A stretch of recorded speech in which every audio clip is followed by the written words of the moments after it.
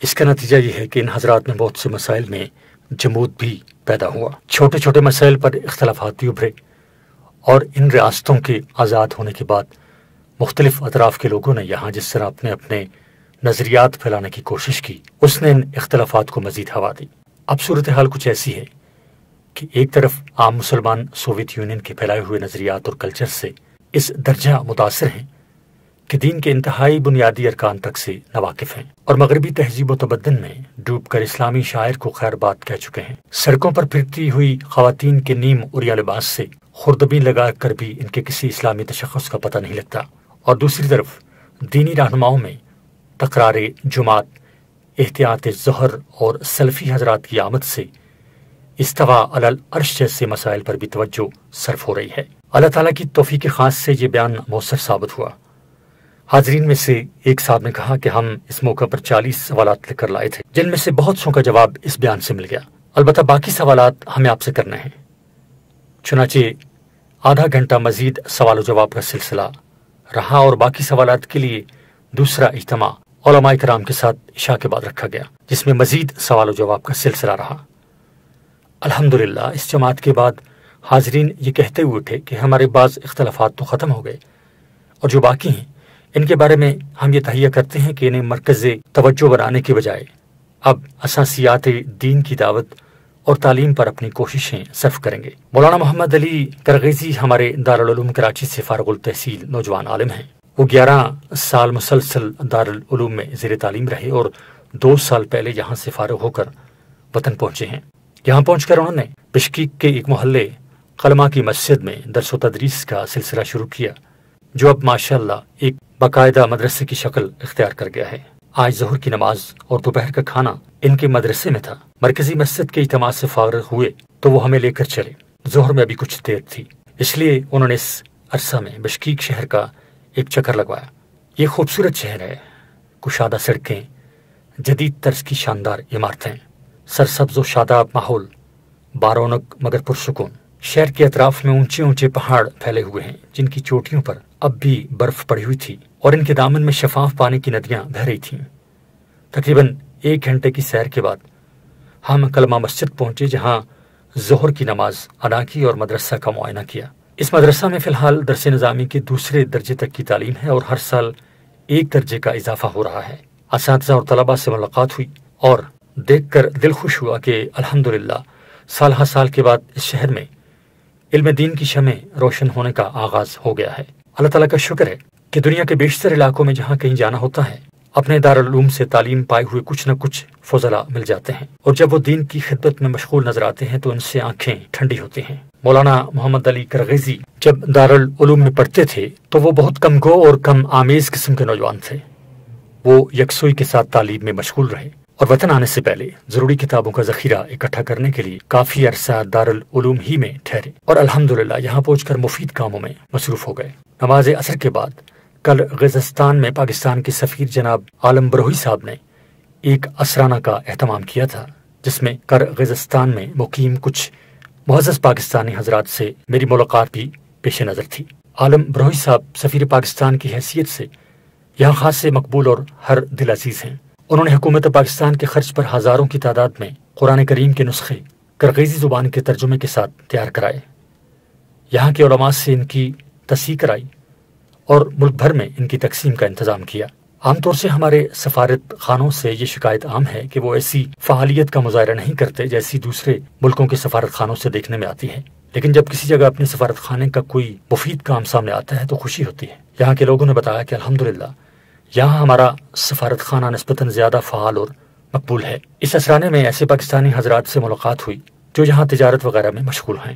مغرب کی نماز ہمیں مرکزی مسجد میں پڑھنی تھی، جہاں مغرب کے بعد میرے عمومی خطاب کا اعلان ہو چکا تھا۔ ہم یہاں پہنچے تو مسجد کا حال بھرا ہوا تھا۔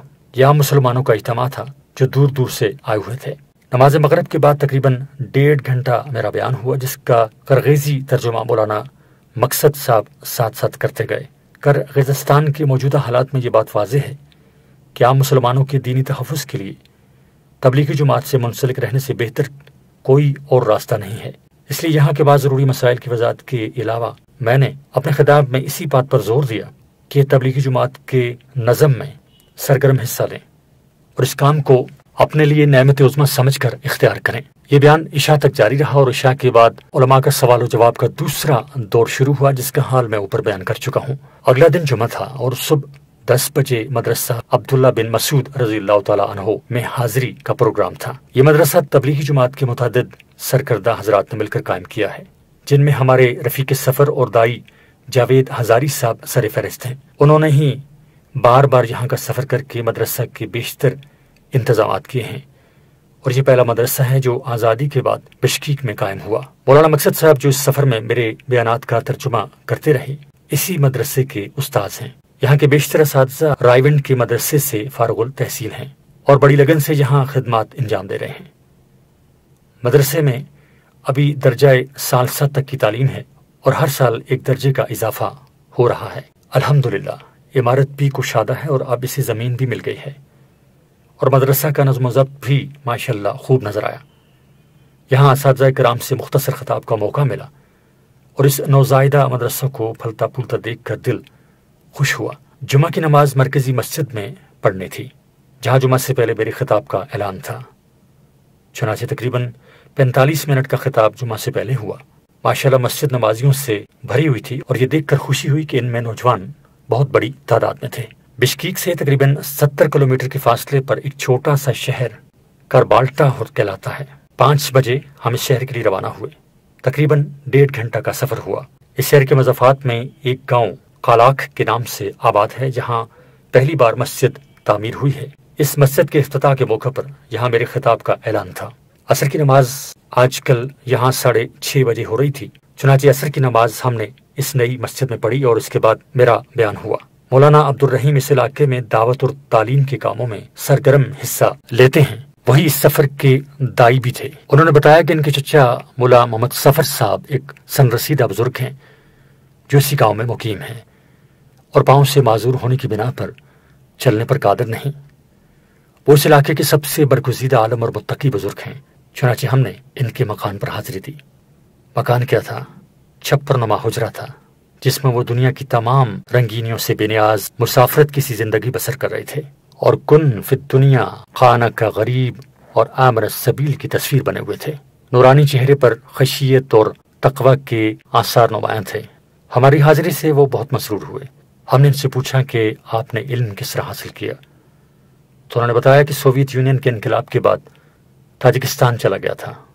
وہاں ایک شیخ سے کپاس کے کھیت میں چھپ چھپ کر مختصر الوقایا اور رایا وغیرہ پڑھی، اور بعد میں خود بھی اسی طرح طلباء کو پڑھاتا رہا۔ حقیقت یہ ہے کہ ان جیسے بزرگوں کو دیکھ کر اندازہ ہوتا ہے کہ ان حضرات نے دین کے تحفظ کے لیے کیا قربانیاں دی ہیں۔ ہم لوگ جنہیں ایمان کی دولت بیٹھے بٹھائے اللہ تعالیٰ نے عطا فرما دی اور اس کی راہ میں کوئی کانٹا بھی پاؤں میں نہیں چبھا، انہیں ایمان کی اس حلاوت کا کیا اندازہ ہو سکتا ہے جو ان جیسے بزرگوں نے جان پر کھیل کر حاصل کی تھی۔ ان بزرگ سے چند لمحوں کی ملاقات دل پر گہرا نقش چھوڑ گئی۔ یہاں سے واپس ہوئے تو مغرب کی نماز کا وقت کربالتا شہر میں ہو گیا۔ ہم وہاں کی مرکزی مسجد میں پہنچے اور ہمارے رفیق سفر جناب حافظ فیروز الدین صاحب نے اہل مسجد سے فرمائش کر کے وہاں اذان دی۔ یہاں لوگوں میں یہ ادب دیکھا کہ جب اذان شروع ہو گئی تو تمام لوگ جو مسجد کے باہر کھڑے ہوئے تھے اپنی اپنی جگہ پر بیٹھ گئے اور اذان کی تکمیل تک بیٹھے رہے۔ معلوم ہوا کہ یہاں یہ عام طریقہ ہے کہ اذان سن کر سب لوگ بیٹھ جاتے ہیں، کوئی کھڑا نہیں رہتا اور بیٹھ کر ہی اذان کا جواب دیتے ہیں۔ اس مسجد کے امام معاملہ عبدالخلیل صاحب ہیں۔ معاملہ یہاں بڑے علماء کا لقب ہے۔ وہ اس علاقے کے مفتی بھی ہیں اور بشکیک کے علماء کی اہتمام ان سے ملاقات ہو چکی تھی۔ انہوں نے بڑی محبت سے یہاں استقبال کیا۔ انہوں نے بتایا کہ وہ دارالعلوم کراچی بھی آئے تھے اور میرے فتاوی کی کتاب بھی ساتھ لائے تھے۔ وہ علامہ رنوجی رحمۃ اللہ کی کتاب التعلیم المعلم کا کرغیزی زبان میں ترجمہ کر چکے ہیں۔ مغرب کے بعد ہم بشکیک واپس آئے۔ اب ہمارے میزبانوں نے ہماری قیامگاہ تبدیل کر کے شہر کے ایک مضافاتی تفریح مقام کے ایک بنگلے میں منتقل کر دی تھی، جو ایک پہاڑ کے دامن واقع تھا۔ رات ہم نے جہاں گزاری رات کے اندھیرے میں تو اس علاقے کے جوہر نہ کھلے، لیکن جب نماز فجر کے بعد ہم چہل قدمی کے لیے نکلے تو یہ نہایت حسین منظر تھا۔ ایک سرب فلک پہاڑ کے دامن میں پتھروں سے ٹکراتی ہوئی ایک پرشور ندی بہہ رہی تھی اور اس کے کنارے دور تک پھلوں کے باغات چلے گئے تھے، جن کے درخت سیب، ناشپاتی اور آلوچوں سے لدے ہوئے تھے۔ مرکزی ندی سے کئی چھوٹی چھوٹی شاخیں اطراف میں پھیلی ہوئی تھیں۔ ان کا پانی بہت ٹھنڈا، میٹھا، شفاف اور نشاط انگیز تھا۔ کرغزستان کا 80% سے زائد علاقہ پہاڑوں سے بھرا ہوا ہے اور انہوں نے ملک کے قدرتی حسن کو دوبالا کر دیا ہے۔ یہاں کے تمام پھل نہایت شیریں اور لذیذ ہیں۔ یہاں ہر دسترخوان پر جو گرما نظر آیا وہ اتنا رسیلا اور شیریں تھا کہ میں نے کہیں اور ایسا گرما نہیں دیکھا۔ اس کے علاوہ تربوز، ناشپاتی، انجیر اور شفتالو بھی غیر معمولی طور پر لذیذ اور رسیلے ہیں۔ اور یہاں رواج یہ ہے کہ ہر کھانے کا آغاز پھلوں سے کیا جاتا ہے۔ بادام، پستہ اور کاجو بھی وافر مقدار میں پایا جاتا ہے اور ان میں سے ہر چیز اعلیٰ نسل کی ہے۔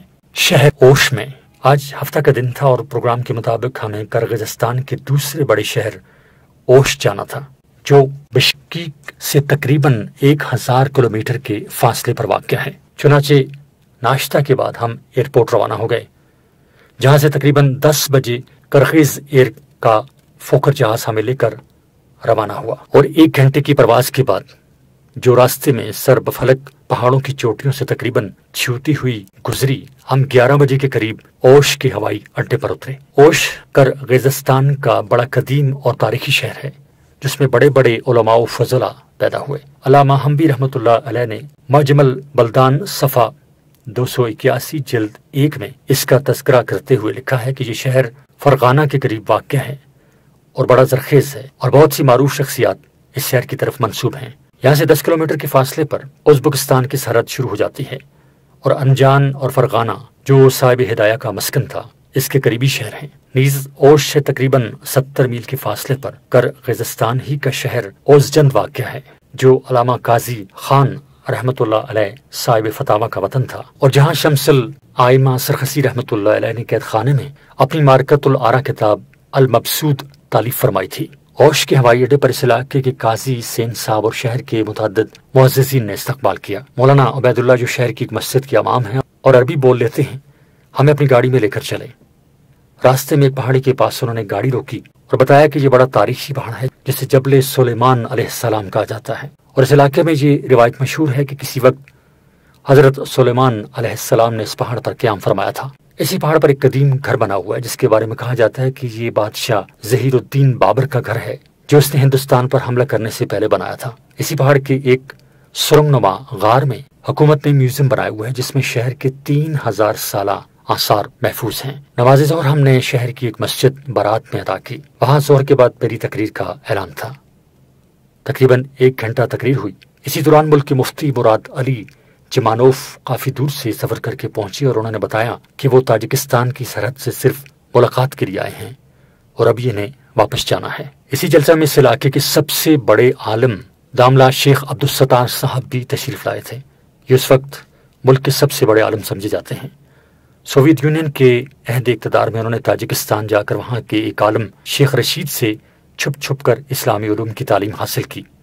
انہوں نے بتایا کہ شیخ رشید صاحب کے مکان کے ایک حجرے میں ہماری تعلیم رات 3 بجے شروع ہوتی تھی اور فجر سے پہلے پہلے ختم ہو جاتی تھی، اور اس طرح کسی کو پتہ نہیں چلتا تھا کہ یہاں دین کی تعلیم دی جا رہی ہے۔ ظاہر ہے کہ ایسے ماحول میں کسی مفصل تعلیم کا امکان نہیں تھا، اس لیے ہدایہ کے بعد حدیث میں صرف مشکات شریف پڑھائی جاتی تھی۔ شیخ عبدالستار صاحب نے بھی مشکات شریف تک ہی تعلیم پائی اور صحائی ستہ براہ راست نہیں پڑھ سکے۔ بعد میں انہوں نے خود اسی طرز کا مدرسہ چھپ کر قائم کیا، اور آج علاقے کے تمام ائمہ اور علماء ان کے براہ راست یا بالواسطہ شاگرد ہیں۔ کرغزستان کی آزادی کے بعد انہوں نے اوش شہر سے کچھ فاصلے پر باقاعدہ اعلانیہ مدرسہ قائم کیا ہوا ہے، جہاں مشکات تک تعلیم ہوتی ہے اور 70 طلباء زیر تعلیم ہیں۔ ہمارے رفیق سفر جاوید ہزاروی صاحب نے جب ان سے کہا کہ اب تو وہاں دورہ حدیث کی تعلیم بھی ہو سکتی ہے، تو انہوں نے جواب دیا کہ میں نے خود صحائی ستہ نہیں پڑھی ہیں تو میں کیسے پڑھاؤں۔ اس پر جاوید صاحب نے کہا کہ ہم یہ کوشش کریں گے کہ پاکستان کے مدارس سے فارغ التحصیل کچھ علماء کو وہاں بیچ دیا جائے، جو کم از کم کچھ عرصہ ان کے جہاں درس حدیث کی خدمات انجام دیں۔ شام تک علاقے کے اہل علم اور معززین سے ملاقاتوں اور مشوروں کا سلسلہ جاری رہا، اور مغرب سے کچھ دیر پہلے ہم واپس ہوائی جہاز کے ذریعے بشکیک کے لیے روانہ ہوئے اور مغرب کی نماز بشکیک میں اتر کر ایک قریبی مسجد میں ادا کی۔ ابتدا میں ہم نے سفر کی جو ترتیب رکھی تھی، اس میں کرغزستان کا سفر آج مکمل ہو جانا تھا اور اس کے بعد 2 دن قازقستان میں گزارنے کا پروگرام تھا۔ قازقستان کا دارالحکومت الماتی یہاں سے کار کے ذریعے 1.5 گھنٹے کی مسافت پر ہے۔ وہاں کے نائب مفتی شیخ محمد حسین اس سے پہلے چیچنیا میں تھے اور وہاں اسے اپنی تعلیم مکمل کرنے کے لیے کافی عرصہ ہمارے دارالعلوم میں مقیم رہے تھے۔ انہوں نے میرے قرغیزستان کے سفر کی خبر سنی اور بڑے اشتیاق سے یہ کوشش شروع کی کہ کم از کم 2 روز کے لیے میں قازقستان بھی آؤں، اور اسی بنا پر ہم نے اپنی پاکستان واپسی کی بکنگ بھی الماتے سے کرائی ہوئی تھی لیکن ایک دن پہلے اطلاع ملی کہ قازقستان کا ویزا ملنے میں دیر لگ رہی ہے اور اتنی جلدی ویزا نہ مل سکے گا، اس لیے ہمارا قازقستان کا سفر ملتوی ہوا تو شیخ محمد حسین خود مجھ سے ملنے کے لیے اسی رات بشکیک پہنچ گئے۔ دوسری طرف محمد بلال صاحب نے، جو ایک پاکستانی ہے اور قرغیزستان میں ایک ایئر لائنز کے مالک ہیں، اس رات بشکیک کے ایک مضافاتی تفریح مقام پر ایک ریسٹورنٹ میں عشائیہ کا اہتمام کیا۔ ہم کو ہوائی اڈے سے وہیں پہنچنا تھا۔ وہیں پر شیخ محمد حسین کو بھی دعوت دے دی گئی۔ یہ مقام اینگی تاش کہلاتا ہے اور 2 پہاڑوں کے درمیان بہتے ہوئے ایک دریا کے کنارے واقع ہے۔ اس خوبصورت ماحول میں ہم نے نماز عشاء ادا کی۔ اتنے میں شیخ محمد حسین بھی پہنچ گئے۔ انہوں نے قازقستان میں اپنی تعلیم اور دعوتی سرگرمیوں کا حال بتایا۔ انہوں نے بتایا کہ وہاں انہوں نے متعدد تعلیمی ادارے قائم کیے ہیں اور مقامی زبان میں دینی معلومات پر مشتمل لٹریچر شائع کیا ہے۔ ان حالات کو سن کر خوشی ہوئی۔ اس ریسٹورنٹ کی خصوصیت یہ ہے کہ یہاں انگیٹھیوں پر سینک کر مسلم دمبا تیار کیا جاتا ہے۔ اسی سے مہمانوں کی تواضع کی گئی اور یہ دلچسپ مجلس رات گئے برخاست ہوئی۔ اس کے بعد 2 دن ہمارے پاس خالی تھے۔ رفقا نے تجویز پیش کی کہ بشکیک سے تقریباً 3.5 گھنٹے کی مسافت پر اسک کول کے نام سے ایک جھیل ہے جو دنیا کی گنی چنی معروف جھیلوں میں شمار ہوتی ہے۔ اگلے دن وہاں کا سفر کیا جائے۔ مجھے اتنی دور کا سفر کرنے میں تامل تھا، لیکن رفقا کا رجحان دیکھ کر میں بھی راضی ہو گیا۔ اگلی صبح یعنی 27 اگست کو شہر بشکیک میں ایک نکاح تھا۔ میں قیامگاہ پر کچھ کام کرنا چاہتا تھا، اس لیے اپنے رفیق سفر جناب حافظ فیروز الدین صاحب سے درخواست کی کہ وہ نکاح پڑھا دیں۔ چنانچہ وہ وہاں تشریف لے گئے اور میں قیامگاہ پر رہا، لیکن اس دوران اوش کے علماء کی ایک جماعت میرے پاس پہنچ گئی اور انہوں نے بہت سے مسائل پر گفتگو کی اور دوپہر کے بعد ہم اس کول کے لیے روانہ ہو سکے۔ عصر کی نماز راستے میں ایک شہر بالک چے کی مسجد میں ادا کی اور مغرب کے وقت اس کول پہنچے۔ یہاں جھیل کے کنارے ایک ہوٹل میں رات گزاری اور فجر کے بعد جھیل کی سیر کی۔ یہ جھیل 300 کلومیٹر لمبی اور 80 کلومیٹر چوڑی ہے اور اس کا پانی نہ تو عام جھیلوں کی طرح میٹھا ہے، نہ سمندر کے پانی کی طرح کڑوا، کھارا مگر ہلکا پانی ہے، اور کہا جاتا ہے کہ اس میں غسل کرنا صحت کے لیے بہت مفید ہے۔ چنانچہ متعدد رفقا اس میں غسل سے لطف اندوز ہوئے۔ جھیل کے ساتھ ساتھ پہاڑوں کے منظر نے اس کے حسن میں بہت اضافہ کر دیا ہے۔ ناشتے کے بعد وہاں سے واپسی ہوئی اور ظہر کی نماز واپس بشکیک آ کر پڑھی، اور اسی روز عصر کے بعد ہم ازبکستان ایئر لائنز کے ذریعے پہلے تاشکند پہنچے، جہاں 3 گھنٹے انتظار کے بعد ہمیں لاہور کے لیے دوسرا طیارہ ملا۔ رات 12:30 بجے لاہور پہنچے اور پھر 2:30 بجے رات ایئر بلیو کے طیارے سے کراچی کے لیے روانہ ہو کر طلوع فجر کے قریب کراچی واپس پہنچے۔ وصلی اللہ تعالی علی خیر خلقہ محمد وعلی آلہ واصحابہ اجمعین۔ البانیہ میں چند دن، شعبان 1427 ہجری بمطابق سپتمبر 2006 عیسوی۔ حمد و ستائش اس ذات کے لیے ہے جس نے اس کارخانہ عالم کو وجود بخشا، اور درود و سلام اس کے آخری پیغمبر صلی اللہ علیہ وآلہ وسلم پر، جنہوں نے دنیا میں حق کا بول بالا کیا۔ بسم اللہ الرحمن الرحیم۔ الحمدللہ وقفا والسلام علی عبادہ الذین اصطفی، اما بعد۔ قرغیزستان کے سفر کے بعد شعبان کے مہینے میں مجھے چند روز البانیہ کا دورہ کرنے کا موقع ملا، اور اس ملک کو بچشم خود دیکھ کر مجھے اس کے حالات بڑے سبق آموز معلوم ہوئے، جن میں حسرت و افسوس اور عبرت کا بھی سامان ہے، اور امید افزا عزائم کا بھی۔ اس سفر کے حالات بیان کرنے سے پہلے البانیہ کا مختصر تعارف اور اس کی تھوڑی سی تاریخ بیان کرنا ضروری ہے۔ البانیہ مشرقی یورپ کے ان جزیرہ نماؤں کا ایک حصہ ہے جنہیں بلکان کہا جاتا ہے۔ بلکان ترکی زبان میں پہاڑوں کو کہتے ہیں، اور چونکہ یہ سارا علاقہ اونچے اونچے پہاڑوں سے گھرا ہوا ہے، اس لیے خلافت عثمانیہ کے عہد اقتدار میں اس کا نام بلکان رکھ دیا گیا تھا۔ بلکان کا علاقہ کئی ملکوں پر مشتمل ہے، جن میں البانیہ کے علاوہ یوگوسلاویہ، یونان، بلغاریہ اور رومانیہ شامل ہیں۔ اب یوگوسلاویہ بھی کئی خود مختار ملکوں میں تقسیم ہو چکا ہے، چنانچہ مقدونیہ، کوسوو، بوسنیا وغیرہ جو کمیونسٹ عہد اقتدار میں یوگوسلاویہ کے حصے تھے، اب مستقل ملک بن چکے ہیں اور یہ سب بلکان کے علاقے میں ہیں۔ البانیہ بلکان کی ریاستوں میں سب سے چھوٹا ملک ہے جو بحر متوسط کی ایک شاخ بحیرہ ایڈریاٹک کے کنارے پر واقع ہے اور 28,748 مربع کلومیٹر میں پھیلا ہوا ہے۔ یہاں بسنے والی قوم قدیم زمانے سے ایلیرین کہلاتی ہے اور اس علاقے کا پرانا نام بھی ایلیریا تھا، اور آثار قدیمہ کے ماہرین نے اندازہ لگایا ہے کہ اس قوم کی تاریخ 1000 سال قبل مسیح تک پہنچتی ہے۔ شروع میں یہاں مختلف بادشاہوں کی حکومت رہی، لیکن تقریباً 168 قبل مسیح میں سلطنت روما نے اسے فتح کر کے اپنا ایک صوبہ بنا لیا تھا۔ اس کے بعد کئی صدیوں تک یہاں روم کے بادشاہوں کا تسلط رہا۔ اگرچہ تازہ ترین تحقیقات سے معلوم ہوتا ہے کہ مختلف تاجروں کے ذریعے اس علاقے میں اسلام اپنی تاریخ کی ابتدائی صدیوں ہی میں آ چکا تھا اور یہاں مسلمانوں کی اچھی خاصی تعداد موجود تھی، لیکن 14ویں صدی عیسوی میں ترکی کی خلافت عثمانیہ نے بلکان کی دوسری ریاستوں کی طرح اس ریاست کو بھی فتح کر لیا اور اس کے بعد یہاں کی اکثر آبادی مسلمان ہو گئی۔ ترکوں کا ایک طریقہ یہ بیان کیا جاتا ہے کہ وہ اپنے مفتوحہ علاقوں سے کچھ بچوں کو تعلیم و تربیت کے لیے استنبول لے جاتے تھے اور وہاں ان کو مختلف علوم پڑھانے کے علاوہ اعلیٰ فوجی تربیت بھی دیتے تھے۔ ایک ایسا ہی بچہ اسکندر بیگ تھا جو ذہانت اور بہادری میں اپنی مثال آپ سمجھا جاتا تھا۔ جب وہ فوجی تربیت سے مزین ہو کر جوان ہوا اور اسے معلوم ہوا کہ وہ اصلاً البانیہ کا باشندہ ہے تو وہ کسی بہانے سے اجازت لے کر البانیہ چلا گیا اور وہاں کے لوگوں کو جمع کر کے ترکی کی خلافت کے خلاف 1443 ہجری میں باقاعدہ بغاوت کر دی اور البانیہ کو ترکی کی خلافت سے آزاد کرا کر خود اس کا حکمران بن بیٹھا، اور اس طرح البانیہ تقریباً نصف صدی تک خلافت عثمانیہ سے الگ ہو گیا۔ لیکن سکندر بیگ کی موت کے بعد ترک نے دوبارہ البانیہ کو فتح کر لیا اور وہ پھر خلافت عثمانیہ کا حصہ بن گیا۔ 19ویں صدی عیسوی میں مغربی طاقتوں نے خلافت عثمانیہ کو پارا پارا کرنے کی جو سازشیں کی، اس کے نتیجے میں البانیہ کی آزادی کی تحریک چلی اور وہ خلافت عثمانیہ سے الگ ہو گیا۔ پہلی جنگ عظیم کے موقع پر بڑی مغربی طاقتوں نے کمزور ملکوں کی بندر بانٹ کی۔ ان واقعات کی تفصیل حضرت مولانا سید حسین احمد مدنی رحمۃ اللہ علیہ کی کتاب نقش حیات میں موجود ہے۔ اس میں یہ ملک اٹلی کے زیر اثر آ گیا اور 1939 میں مسولینی نے اس پر باقاعدہ حملہ کر دیا۔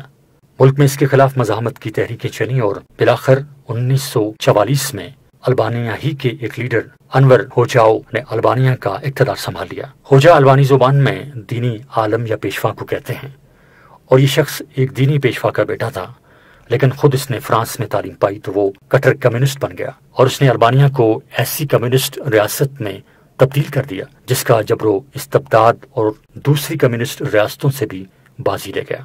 انور ہوجا نے البانیہ کے باقاعدہ ملحد ریاست ہونے کا اعلان کیا اور یہ دعویٰ کیا کہ کمیونزم اپنی صحیح اور اصلی صورت میں دنیا بھر میں صرف البانیہ میں نافذ کیا جا رہا ہے۔ یہ بات قابل ذکر ہے کہ پورے یورپ میں البانیہ واحد ملک ہے جس کی اکثر آبادی مسلمان ہے۔ 1991 کی مردم شماری کے مطابق البانیہ کی کل آبادی 32,55,891 افراد پر مشتمل تھی، جس میں سے 25,06,381 افراد مسلمان تھے۔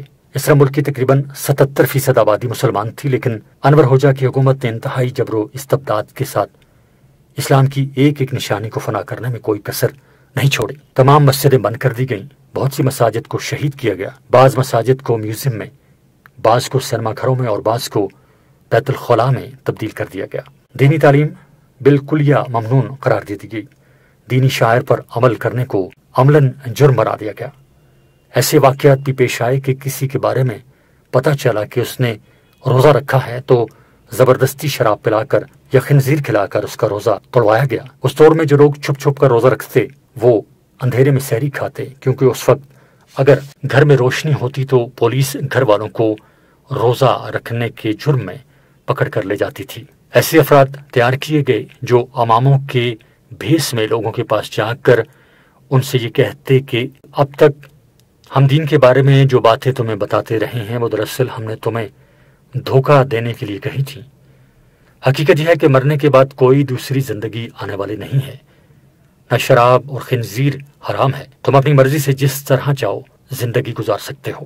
دوسری طرف البانیہ کے باشندوں کو باہر کی دنیا سے مکمل طور پر بے خبر رکھنے کے لیے پورے ملک کو ایسا جزیرہ بنا دیا گیا جو ساری دنیا سے کٹا ہوا تھا۔ یہاں سے کوئی شخص باہر جا سکتا تھا، نہ باہر سے اندر کوئی آ سکتا تھا، یہاں تک کہ بیرونی ریڈیو سننے پر بھی پابندی عائد تھی۔ بیرون ملک آزادی سے خط و کتابت بھی ممکن نہیں تھی۔ البانیہ میں علماء دین کی ویسے بھی کمی تھی، اور جو تھی انہیں یا شہید کر دیا گیا یا مستقل طور پر جیل خانوں کی نظر کر دیا گیا۔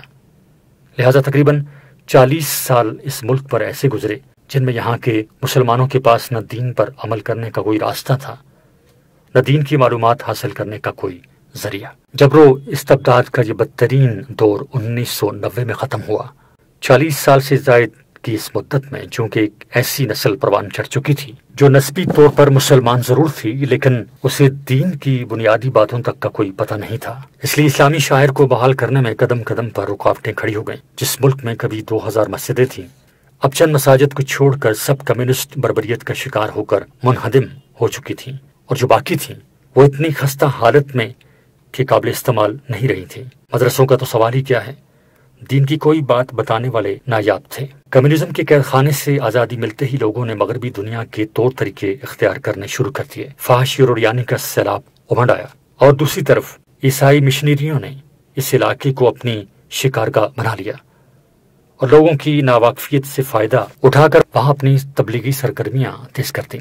ان حالات میں البانیہ کو اس بات کی شدید ضرورت تھی کہ عالم اسلام کے تبلیغی اور سماجی ادارے وہاں اپنا کردار سرگرمی سے ادا کریں، لیکن عالم اسلام سے کٹا ہوا یہ خطہ اول تو اسلامی دنیا کی توجہات سے محروم رہا، دوسرے کمیونزم کے بعد جو سیکولر حکومت قائم ہوئی، اگرچہ اس نے فی الجملہ لوگوں کو مذہبی آزادی دی، لیکن یہ خوف اسے بھی دامنگیر رہا کہ اسلامی جماعتیں کسی وقت اس کے اقتدار کے لیے خطرہ نہ بن جائیں۔ چنانچہ اسلامی سرگرمیوں کے بارے میں اس کا ذہن مختلف تحفظات کا شکار رہا، اور امریکہ میں 11 ستمبر کے حادثے کے بعد یہ تحفظات اور زیادہ بڑھ گئے ہیں۔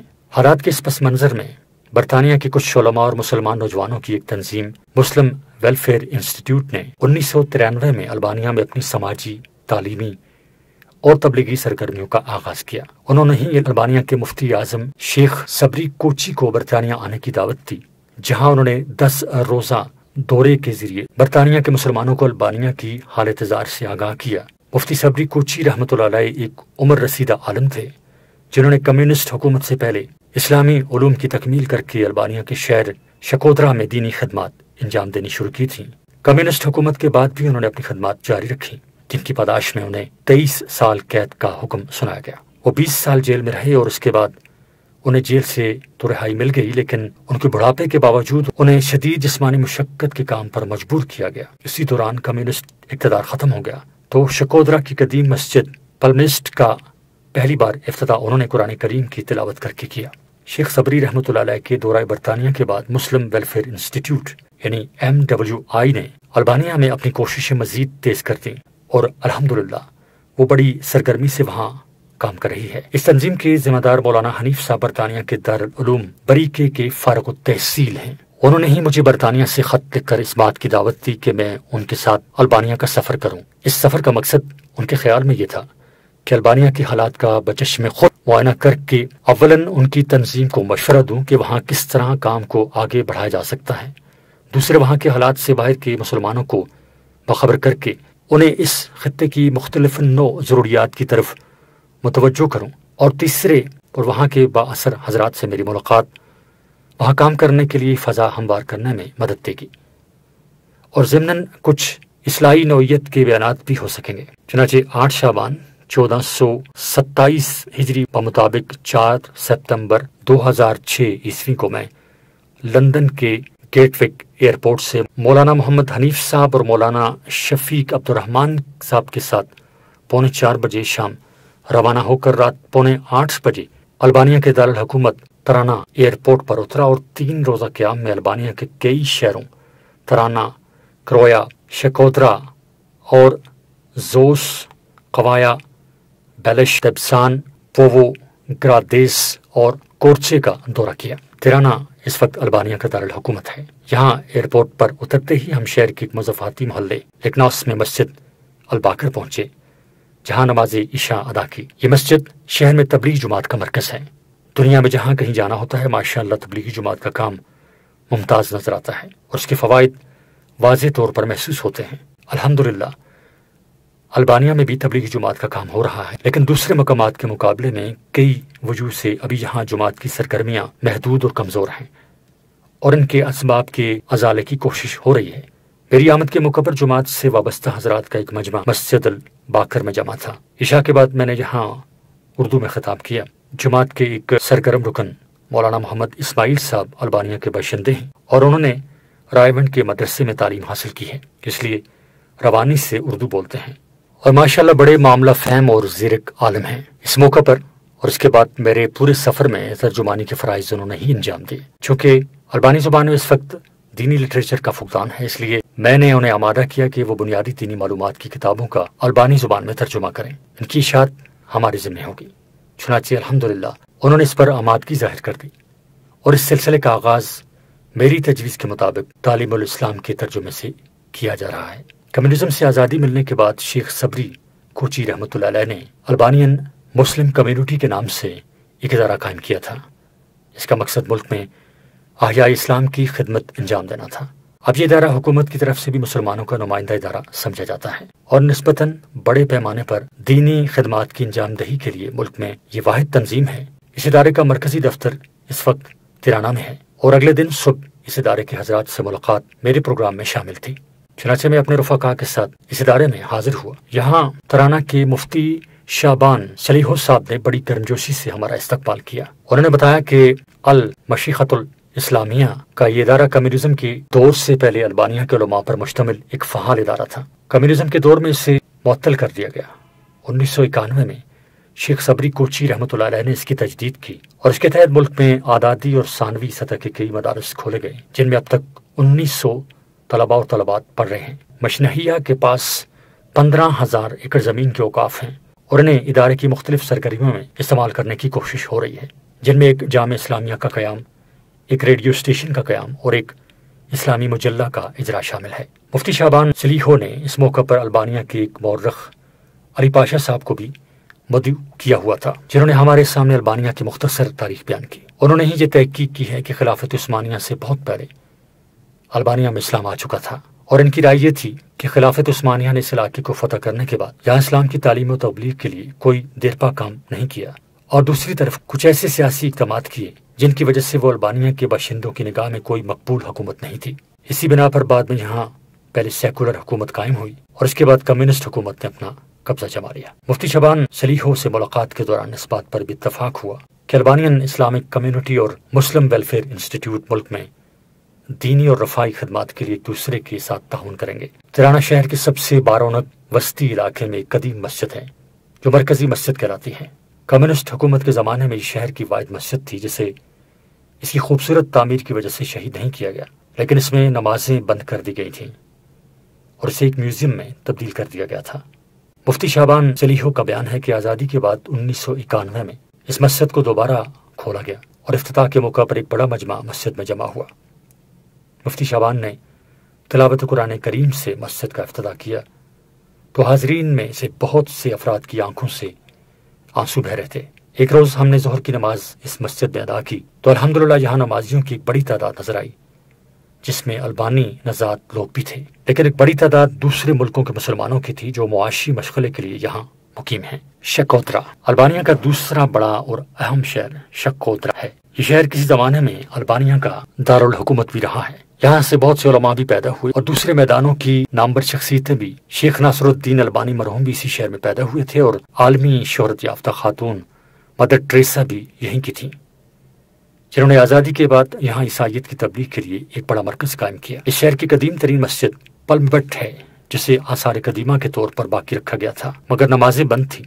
آزادی کے بعد شیخ صبری کوچی رحمۃ اللہ علیہ نے اس مسجد کو کھول کر تلاوت قرآن کریم سے مسجد کا افتتاح کیا تھا۔ یہ مسجد ابھی شہر کے کنارے خستہ حال حالت میں موجود ہے۔ البتہ شہر میں آزادی کے بعد دوسری مسجدیں تعمیر ہوئی ہیں۔ پارونس کے محلے میں ایک نئی مسجد دیکھی جس کے بارے میں معلوم ہوا کہ ایک البانی مسلمان نے اپنے بیٹوں کو وصیت کی تھی کہ جب کبھی اسلام دشمن حکومت سے آزادی ملے تو وہ ان کی سال ثواب کے لیے کوئی مسجد ضرور تعمیر کریں۔ ان کا انتقال ہو گیا اور ان کے 2 بیٹوں نے جو بااثر تاجر تھے آزادی ملنے کے بعد یہ مسجد تعمیر کی۔ ایک اور عالیشان مسجد جامع ابو بکر کے نام سے معروف ہے جو کویت کے کسی تاجر فیملی نے تعمیر کی ہے۔ شکودرا کے کچھ باشندوں سے ملاقات ہوئی۔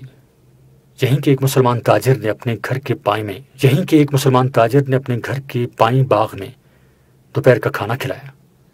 جس پر انجیر کے درختوں نے سایہ کیا ہوا تھا۔ ان سے معلوم ہوا کہ الحمدللہ شہر میں رفتہ رفتہ مساجد کی تعمیر اور تبلیغی سرگرمیوں میں اضافہ ہو رہا ہے، لیکن نئی نسل دین سے اتنی دور چلی گئی ہے کہ انہیں واپس لانے کے لیے بڑی جدوجہد کی ضرورت ہے۔ شکودرا جاتے ہوئے ہمارے رفقا نے راستے میں کرویا نامی قلعہ بھی دکھایا، جو ایک پہاڑ پر واقع ہے۔ یہ قلعہ عثمانی دور کا ہے، لیکن سکندر بیگ کی جس بغاوت کا ذکر میں نے شروع میں کیا ہے، اس کے نتیجے میں 25 سال تک یہ قلعہ سکندر بیگ کے تصرف میں رہا۔ اس کے انتقال کے بعد اسے دوبارہ عثمانی خلافت کے زیر نگین لایا گیا۔ اب اس قلعے میں پرانی یادگاروں کا ایک عجائب گھر بنا دیا گیا ہے، دیروس اور کوایا۔ دیروس البانیہ کی اہم بندرگاہ اور ایک خوبصورت سیاحتی مقام ہے جو بحر ایڈریاٹک کے کنارے واقع ہے۔ یہیں سے کچھ فاصلے پر کوایا کے نام سے ایک چھوٹا سا شہر ہے۔ اس شہر میں دیندار حضرات کا تناسب شاید دوسرے تمام شہروں سے زیادہ ہے۔ یہاں ایک مسجد میں مولانا شبیر صاحب امامت اور تدریس کی خدمات انجام دے رہے ہیں، جو جامعہ امدادیہ فیصل آباد کے فارغ التحصیل عالم ہیں۔ پروگرام کے مطابق ہمیں نماز مغرب یہاں پڑھنی تھی اور مغرب کے بعد یہاں میرا خطاب بھی ہونا تھا، لیکن طویل سفر کی وجہ سے ہمیں پہنچنے میں کچھ تاخیر ہو گئی، اور جب ہم پہنچے تو ایک بڑا مجمع نماز پڑھ کر مسجد سے نکل رہا تھا۔ ہمیں مسجد کے باہر اپنی جماعت کرنی پڑی۔ یہ بات ہر جگہ نظر آئی کہ یہاں کے لوگوں میں ابھی تقریریں سننے کا مزاج نہیں ہے۔ اگر کوئی خطاب کرتا ہو تو نماز کے فوراً بعد مختصر خطاب کیا جا سکتا ہے۔